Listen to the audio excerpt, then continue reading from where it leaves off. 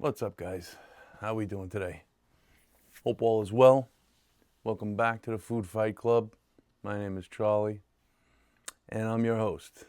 And today we're going to talk about what I kind of have been devised to think about lately, and I've kind of mentioned it a little bit before in the videos, but I'm going to probably title this video Symptom and Disease. Excuse me, because as I've been going through my own journey here, oops, sorry, hit my foot on the bottom of the stool that the camera's propped up on. I've been talking about how basically I have like two problems in my history. The original problem was that my mom had narcissistic tendencies, and she also had, what we'll call an eating disorder. She was bulimic, but I always kind of give her the benefit of the doubt. I say like she wasn't like a full-on bulimic, but regardless, she was bulimic, and she, would go in the bathroom, and as little kids, we'd hear her throwing up, and we'd ask my father, like, is mommy okay? Is she sick? And he's like, no, she just ate too much today, so she throws up to make herself feel better. Which I guess back then, maybe it really wasn't well known that that's an eating disorder, but okay, yeah, that's my mother and my parents, and that's who they were. That's how they lived. And so that was like my first kind of, that was the precursor of the problem. That was in my opinion, that was the disease that was going on in my life. Not from my mother's perspective, but from my perspective. And the symptom for me was my eating disorder, or my disordered eating. Excuse me. I get a sip of my coffee here. I see my bulldog mug. We've had 2 English bulldogs over the years. They're great breeds, especially if you have kids. They're amazing with kids. Anyway, so my disordered eating came from being the son of a narcissistic parent, my mother, who also had an eating disorder. And that was like kind of like the perfect storm, because narcissists are very vulnerable, but they don't show it. They are very insecure, but you'd never know it. Now I'm rhyming. So that's why my channel or my videos, they kind of bounce around between being the scapegoat child and intuitive eating, because it's been rough for me, because I've tried to hold on to or grab onto the principles of intuitive eating, but I didn't just come from like a normal, I say normal, but it's not normal, but like I didn't come from just a background where I went on a diet once in a while and I wound up, having a little bit of a problem. My problem started in childhood, at about 5, 6 years old.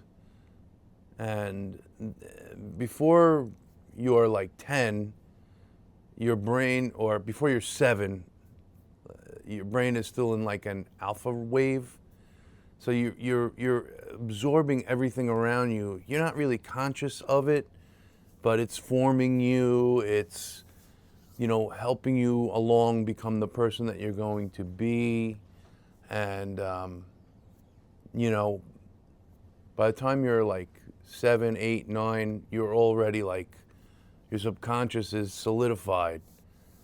I forget which philosopher it was. I don't know if it was Socrates or Plato. And they said, give me a boy, and by the time he's 10, you'll know what kind of man he is.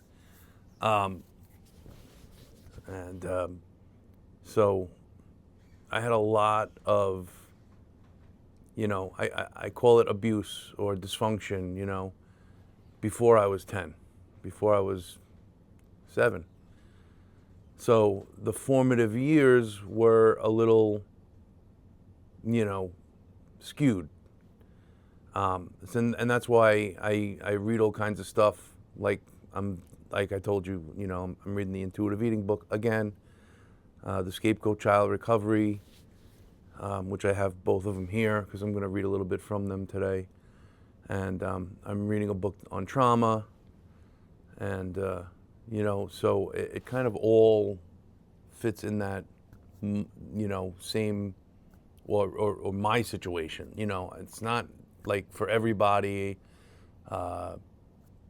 Nobody has, I guess, identical situations. We classify things as we see them, but there's all kinds of nuances, and it's just, that's how life is. My my problems came, little by little, and I didn't even know about it. I didn't know I was being treated like a scapegoat child.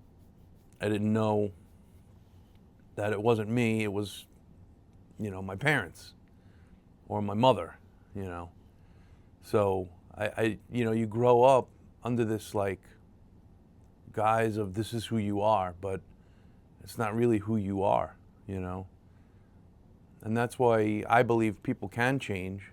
I feel like I'm living proof. I grew up having a lot of conflict with my mother because of the underlying relationship that was set up. And by the time I was a teenager, we were arguing back and forth, loud arguments, angry arguments. There was a lot of, we had fear of my dad because he was the enforcer, or, I forget what the term is, but he was always, the one who would punish us physically. I mean, I don't know if it goes for other ethnicities, but any Italian knows how it is to get the wooden spoon from the mom. We used to have T-shirts, Wooden Spoon Survivor. But, Dad used his hands and he used his belt. And, if your mother told you, wait till your father gets home, you shit your pants. So you tried not to commit any offenses that would warrant that form of punishment. But, I talked to my cousins. We all grew up together up the block. I've mentioned them before. And, we go back and forth talking about, the beatings we got. And we wonder to each other, like, what did we ever do that was so bad that would warrant us getting beat up, Not like severely beat up, but like slapped around, beat with, your mother's hands, or beat with the wooden spoon, or there was this pasta utensil that had like tines on it, and like, we got beat with that thing too. And,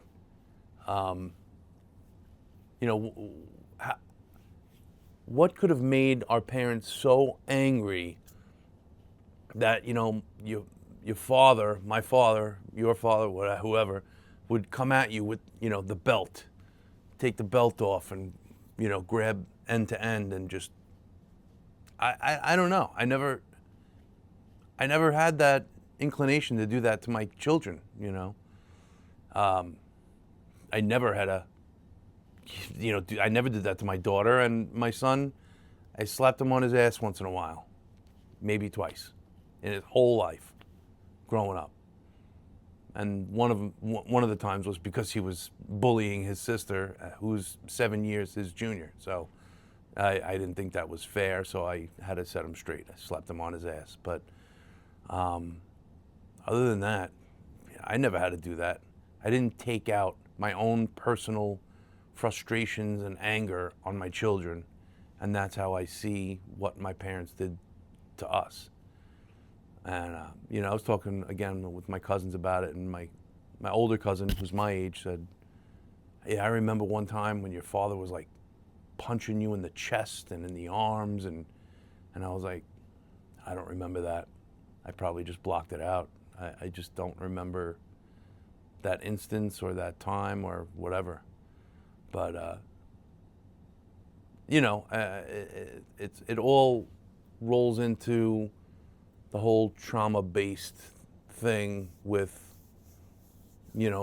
being the scapegoat child and, trying to, get my point across as a child, or trying to,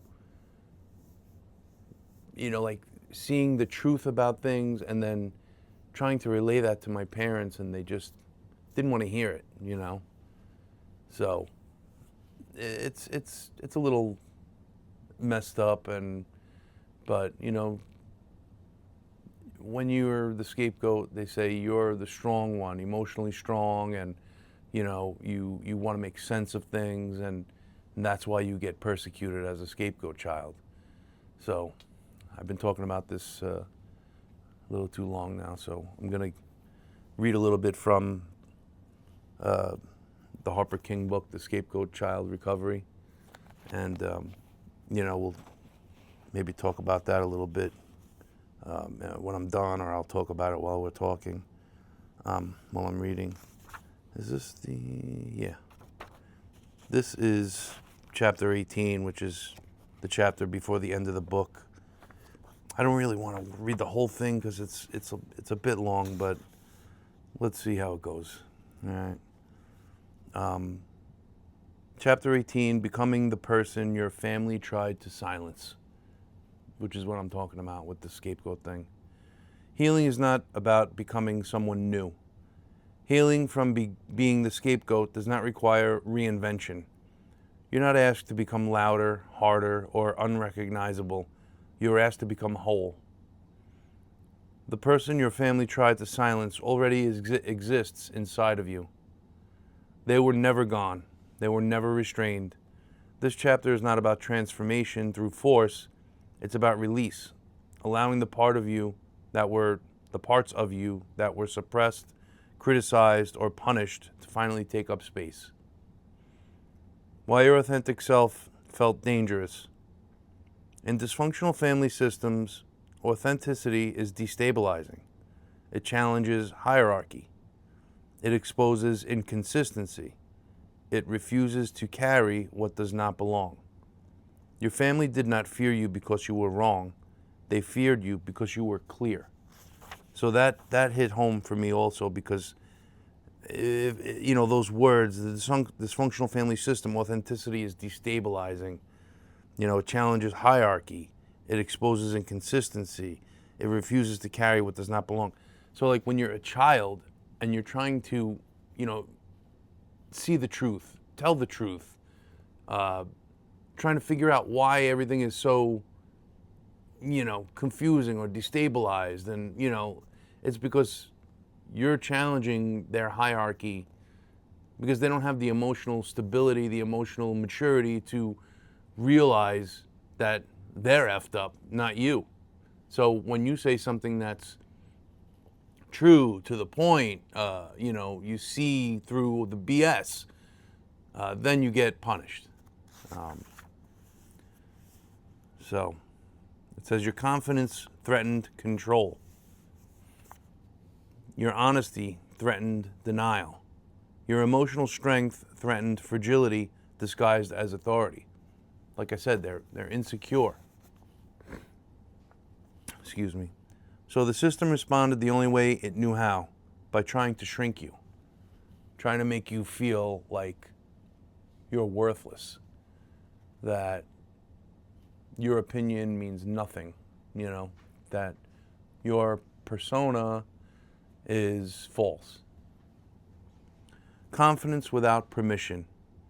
As a scapegoat child, confidence was often framed as arrogance or defiance. You may have learned to dim your certainty, question your instincts, or seek approval before trusting yourself. You know, questioning your instincts, dim your certainty, seek approval before trusting yourself. It's like, can I do this? Can I do that? No. Why not? Because you can't. You know, it was just simple. And that shuts you down. Healing allows confidence to return, not as bravado, but as steadiness. And that's why I try and put these videos out at least once a week, sometimes twice, because I want to be steady. I want to have you guys able to depend on the information I bring forward and raise the awareness about disordered eating, eating disorders, and scapegoat child recovery. Healing allows confidence to return, not as bravado, but as steadiness. You no longer ask, am I allowed? You ask, does this align with me? Confidence becomes quiet and embodied. It shows up in posture, tone, and choice rather than argument. Truth without defense. Becoming the person your family tried to silence does not mean explaining yourself endlessly or trying to convince anyone. Truth no longer needs defense. You state what is real for you and let others manage their reactions. So, like, you know, I guess you come to a point where you're confident enough to say how you feel about something and not give a shit about what they come back at you with. You do not soften facts to protect denial. You do not argue with distortion. You do not perform emotional labor to be believed. Truth becomes something you live, not something you negotiate. Yeah, I mean, I can identify with that. I hope you guys can, or I hope you can come to the point in your life where that's how you feel. Emotional strength without suppression. Emotional strength is often misunderstood. It is not numbness. It is not endurance at all costs. It is the ability to feel without collapsing and to respond without abandoning yourself. So I think that's part of being labeled as the scapegoat child, because you have this emotional strength and they hate that. Like, they can't figure out why is this kid, you know, so strong, like emotionally. They're emotionally immature and they want you to be less than what they are. But you display this emotional strength and maturity and, you know, they can't stand it. And I've experienced it my whole life with my parents and my brother. You allow emotions to move through you without self-judgment. You trust yourself to handle discomfort. You stop panicking at intensity. When things get intense, you don't panic. You just deal with it in the moment, and you don't freak out. This strength was always there. It was mischaracterized because it could not be controlled. Yeah, they want to control you. They want you to buckle under their pressure. But you may not argue with them anymore, but you still are not buckling. You're strong. Stronger than you think. Self-respect as a daily practice. Self-respect is not a feeling, it is a behavior. It is choosing environments that reflect your worth. It is leaving conversations that cross lines. It is refusing blame that does not belong to you. These are powerful words. Self-respect is how you demonstrate to yourself that you matter. And once self-respect is established, many old dynamics simply cannot survive. Letting go of the need to be palatable. One of the final layers of healing is releasing the need to be palatable. You no longer shape yourself to be digestible, agreeable, or convenient. You know, you stop apologizing for yourself. You stop bending to fit other people's conception of you. You do not need to be smaller to be loved. You do not need to be quieter to be safe. You do not need to be softer to be accepted. You allow yourself to be real, even when that reality makes others uncomfortable.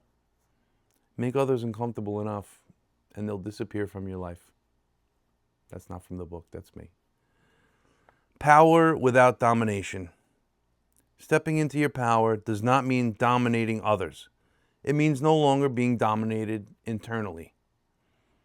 Power shows up as choice instead of compulsion, boundaries instead of reaction, clarity instead of confusion. Your power is rooted in self-trust, not control. This is why it was threatening. Rooted in self-trust, not control. The end of apologizing for existing. One of the clearest signs of healing is the end of unnecessary apologizing or apology. You stop apologizing for having needs, for taking time, for changing your mind, for being affected. You reserve apology for genuine harm, not for your humanity. Okay, living outside the role completely. At some point, you realize something quietly profound. You're no longer living inside the role. You do not feel pulled to explain yourself. You do not feel obligated to fix others. You do not feel responsible for dynamics you did not create. The role dissolves because you are no longer available to perform it. That's powerful right there, man. When others notice the change, as you step fully into yourself, others may respond in different ways. Some will respect the shift. Some will feel threatened.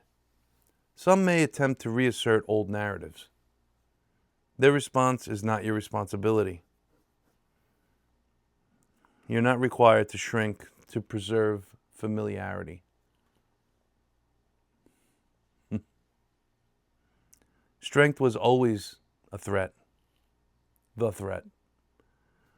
This chapter exists to correct the final lie. You were not punished because you were weak. You were punished because you were strong in ways the system could not contain. Your clarity disrupted denial. Your sensitivity revealed truth. Your integrity refused false narratives. The strength did not disappear. It waited. Living as yourself, fully and freely. Becoming the person your family tried to silence is not dramatic. It is peaceful. It feels like alignment, like relief, like coming home to your own body and mind. You move through the world without constantly scanning for danger. You speak without rehearsing. You choose without guilt. You exist fully. This is not defiance. This is wholeness. You're not becoming something threatening. You are becoming yourself. And that was never the problem.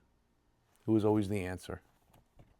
So I thought that was a cool chapter, because that kind of brings some closure to progressing through being the scapegoat child and realizing your own identity. And, there's a lot there. There's a lot to unpack especially when you're older and you've been through that. It's like, I've said it before, it's like you feel like you're in nowhere, no man's land, you're nowhereville. And you kind of like, you don't know where to start, or you feel like there's no ground underneath you. So you just have to build gently, slowly, nurture yourself. They talk about the inner child and, reparenting the inner child. And, it's just, it takes time. It's a shame that it happens, but, I guess everything happens for a reason. I have this bookmark in one of my books here, and I don't remember if I'd ever read it before. There's just a simple little line on it. You can see it's pressed into the leather. And it says, "Wisdom begins in wonder, Socrates." So it's they say it's good to keep that childlike wonder in life. You know, so you can learn and grow and, you know, follow your wonder. And what's his name? Follow your bliss, Joseph Campbell.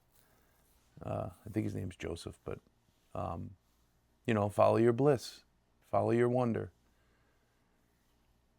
Restart your whole, you know, process of, you know, educating yourself about things that you like, you know. So I just wanted to cover a tiny piece of something from the Intuitive Eating book, and you know, a little bit of the Scapegoat, a little bit of the Intuitive Eating today, and this is part of, you know, the Symptom, which was from the disease. Well, the symptom, I don't know if I'm right or wrong saying that the disease was being the scapegoat and the disordered eating was the symptom.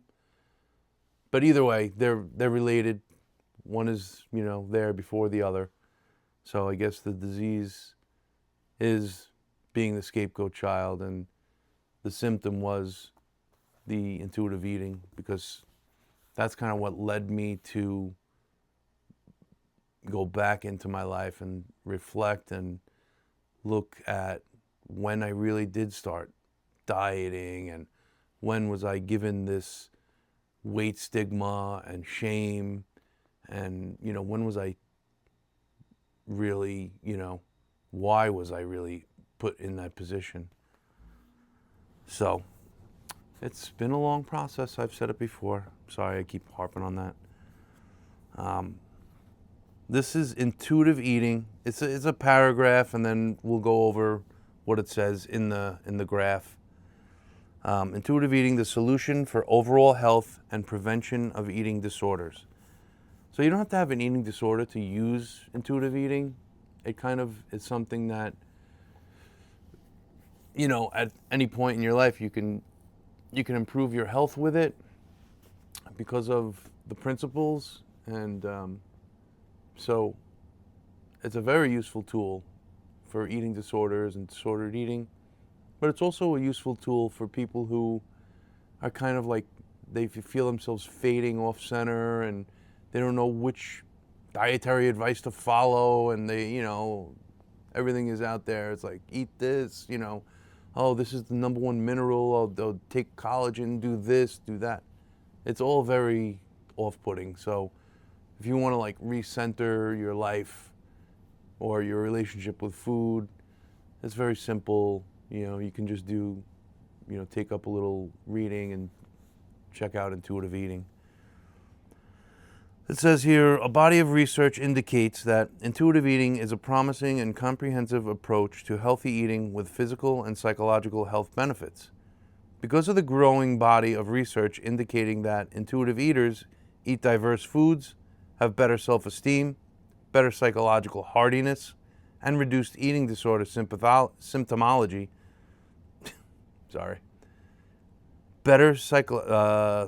we believe that intuitive eating can be the solution for preventing the emergence of an eating disorder. It's time to empower our autonomy and bring the joy back into eating while overcoming fear-mongering and worry. And there's another little half a paragraph there, but I'm not going to read it. Intuitive eating characteristics. The chart below summarizes the research findings of characteristics of intuitive eating. Note, keep in mind that the correlation of intuitive eating with fewer problems with eating, well-being, life satisfaction, and body appreciation are likely a reflection of the degree of exposure to weight stigma and diet culture. Let me read that again. Keep in mind that the correlation of intuitive eating with fewer problems with eating, well-being, life satisfaction, and body appreciation are likely a reflection of the degree of exposure to weight stigma and diet culture itself. Okay, so there's a correlation to the degree of, having fewer problems than more. Like depending on the degree that you're exposed to weight stigma and all that stuff. So I don't know if I can show you this chart here. Let's see. I don't know if it's backwards, sorry if it is, but I'm going to read off both sides of this chart. Intuitive eaters have lower, okay, and then it just lists lower disordered eating, lower triglycerides, lower emotional eating, lower self-silencing, which is suppressing one's thoughts, feelings, and needs, lower loss of control eating, lower binge eating, lower weight bias internalization, lower blood pressure, and lower body dissatisfaction. Okay? Intuitive eaters, the next column is intuitive eaters have higher self-esteem, higher well-being and optimism, higher variety of foods eaten, higher body appreciation and acceptance, higher HDL, which is the good cholesterol, higher interoceptive awareness. We've spoken about that in a previous video.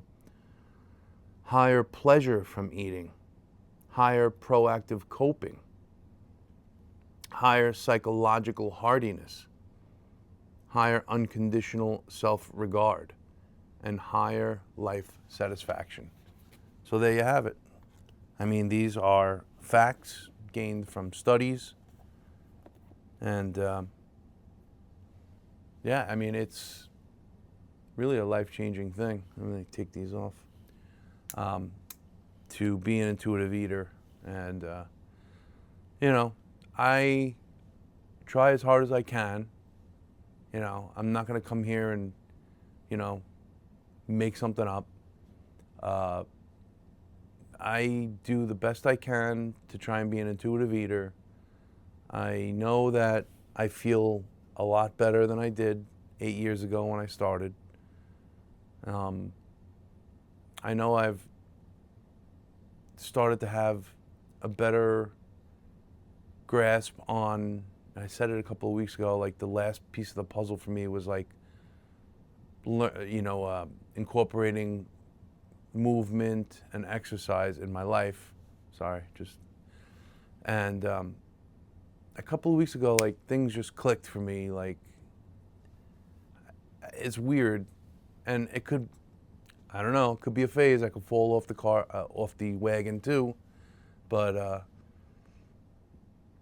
yesterday, 2 weeks ago from yesterday, I just picked up my kettlebell in the basement and I did a couple of things for a couple of minutes, and then the next day, 2 weeks ago, Sunday, today, I came down here and I picked it up again, and it felt good. And I didn't want to get, like, kettlebell's great for getting in shape, building strength and stamina. I'm not going to say weight loss because that's not what it's about. I just find it, I don't know, how could I say it? It's like a martial art. Like years ago, before I started studying martial art, the martial art that I did, I didn't want to just go to the gym. And there's nothing wrong with going to the gym.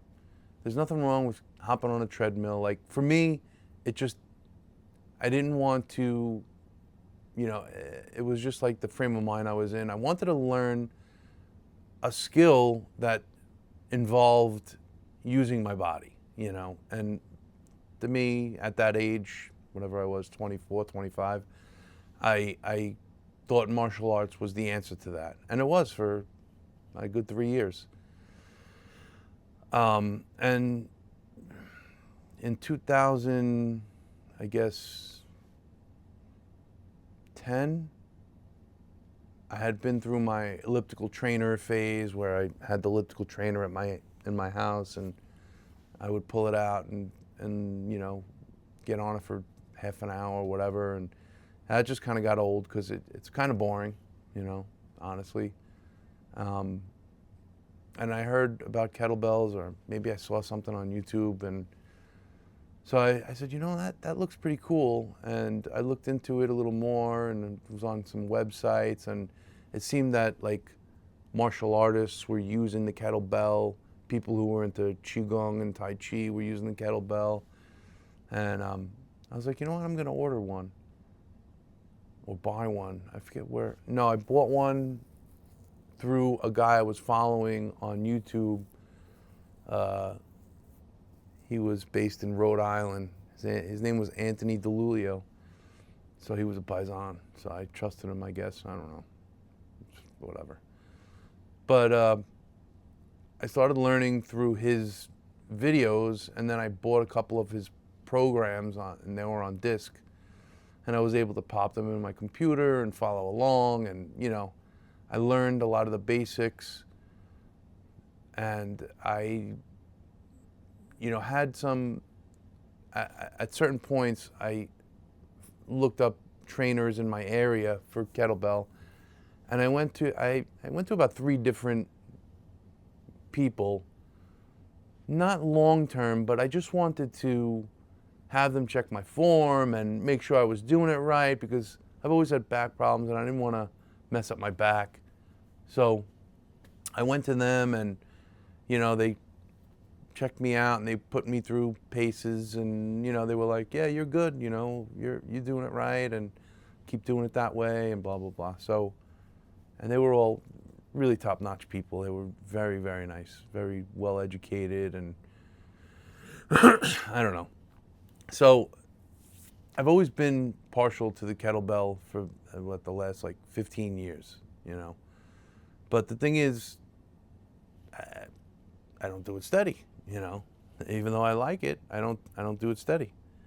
And ever since we moved, I've been through a couple of phases, and this time was different. I didn't want to overwhelm myself with different routines, different exercises. It gets too crazy in my head. So last week, and I had been watching some trainers online, and there's this thing with kettlebells where it's 100 swings a day. So I do, the 2-handed swing. I come home from work.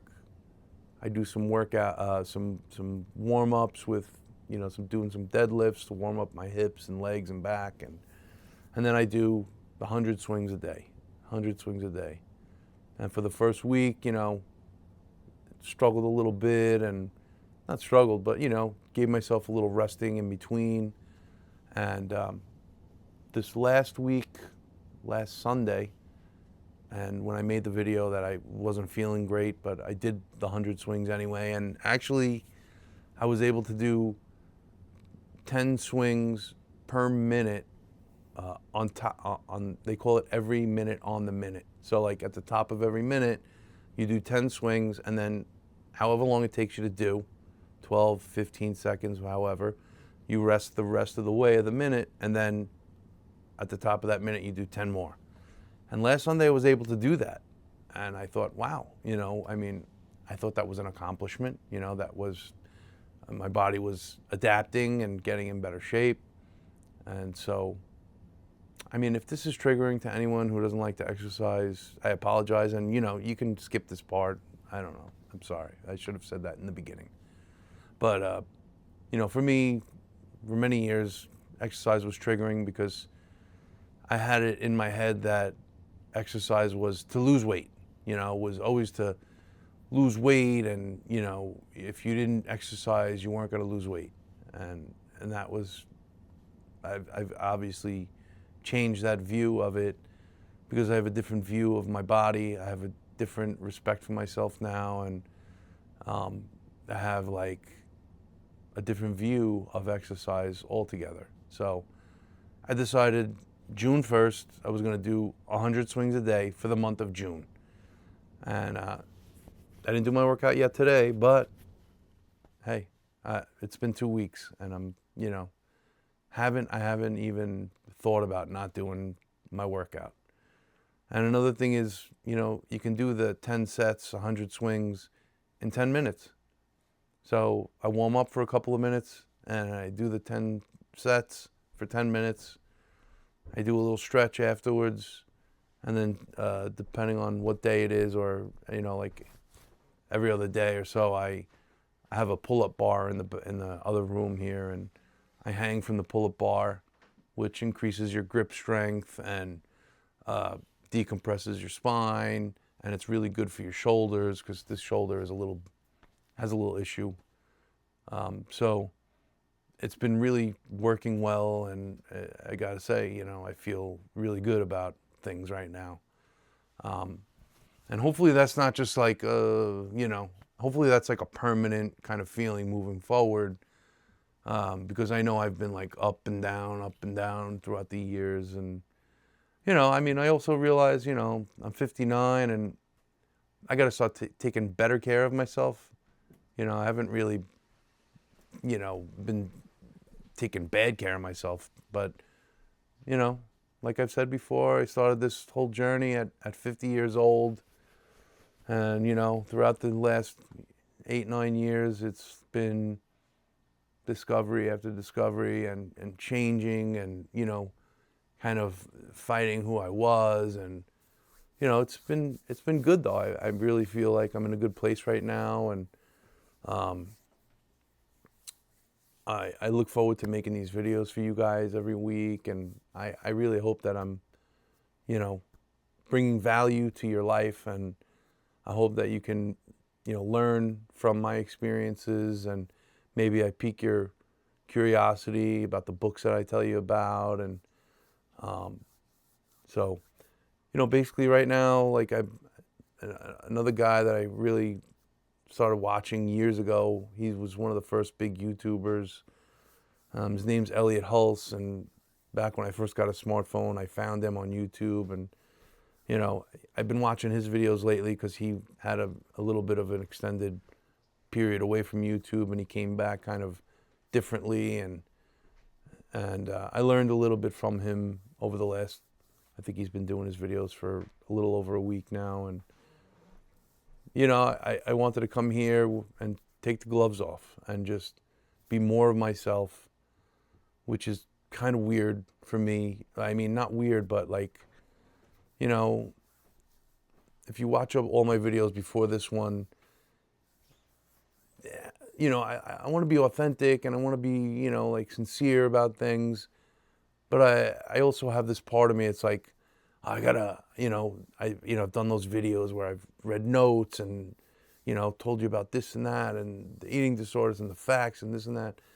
And that's part of who I am too. But I just want to be able to talk to the camera and be honest about, who I am, and help whoever I can. And so let's, I guess, bring this in for a landing. And I'm going to put the link in the description. If you need to talk, if you need some advice, whether it's Scapegoat or intuitive eating or anything else, feel free to book a call with me. It's free. We'll talk for about an hour, and that's what I'm here for. I want to help people. I want to raise awareness about these things. And like I've said before, I'm not a psychologist, a doctor, or anything like that. I'm just a guy who's been through it. And, I feel like that's valuable experience that can probably take, chunks of time out of your learning curve and help you get on with your life, living your, most authentic life, being authentically you. So I appreciate you guys sticking around and listening for 45 minutes. My videos usually aren't this long, but I don't know. Let's see what kind of a reaction we get. And maybe I'll do longer ones like this, look at me. I love doing this. So, let's see. So I hope you guys get something out of this, and I appreciate you watching. I wish you nothing but the best. And remember, compliance gets rewarded, but rebellion is its own reward. You guys take care. I'll talk to you soon. Peace.